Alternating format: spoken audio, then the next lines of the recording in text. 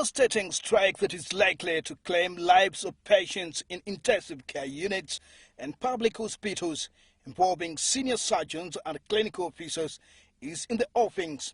However, the planned strike is being delayed by pleadings from the leadership of Uganda Medical Association, who are still in talks with the different stakeholders over concerns of poor remunerations raised by medical professionals. The last resort, the very, very last resort, will be to lay down tools. There are surgeons, there are senior clinicians who are very eager to lay down tools.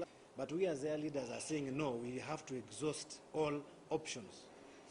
And the first and most important option is to negotiate. There is no need to lay down tools because as health workers, as Uganda Medical Association, we cannot support laying down tools as a first line option. Why? Because people will die. Our relatives will die for nothing.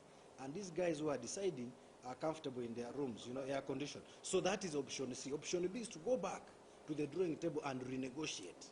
In spite of the now playing out controversies between the leadership of Uganda Medical Association and the medical practitioners, a scheduled meeting between the Health Committee of Parliament, the Minister of Health and Uganda Medical Association leadership collapsed on its own weight. The interface had been scheduled to take place in this South Committee audio recording room of Parliament, but in vain. However, if government takes the matter lightly, the consequences are likely to be massive. But the timing of the strike remains unclear. We are not saying they shouldn't do it. We are saying the time is not yet right. It is time to negotiate. This will come up by itself. It will evolve organically. We cannot say that this is the right time. We have to exhaust all options. The senior surgeons and clinical officers are demanding for an astronomical duty facilitating allowance. When you calculate the total allowances for a senior consultant, they are about 15 million, 10 to 15 million.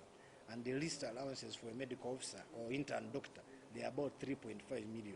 If he fulfills all those duties. You see, it also depends on whether you come to work or not. This is the other catch. The MEDICS say that once government honors these facilitating duty allowances, it will solve the problem of absenteeism of medics at health facilities. If I know I'm living right now, I have a salary of, for example, 1 million as a medical officer, I go to a facility nearby, a private facility, so that I can get another 1 million. But if I know I'm getting that money from the same station, if I stay, I don't have to kulembeka the other side. But why are they not interested in the salary increment option?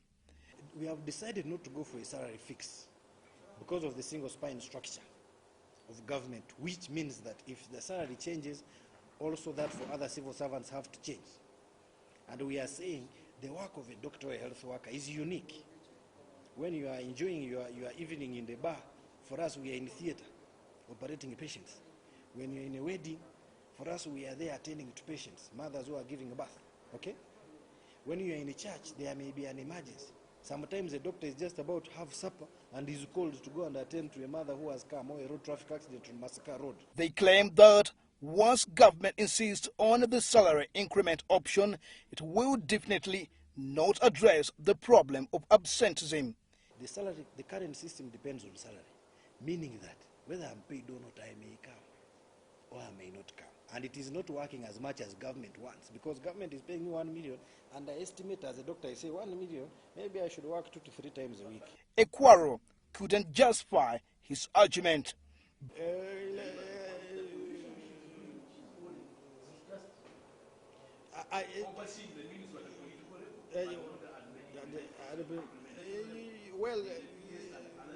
He thinks that the 4 billion shillings demanded for as duty facilitating allowances can be raised through supplementary budgets.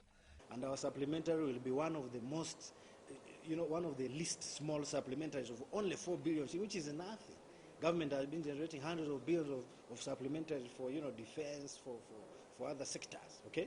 Which are also important. I'm not saying they're not, but this one really is more important because diseases kill much more than these military expeditions. Sibasi, Television, Parliament.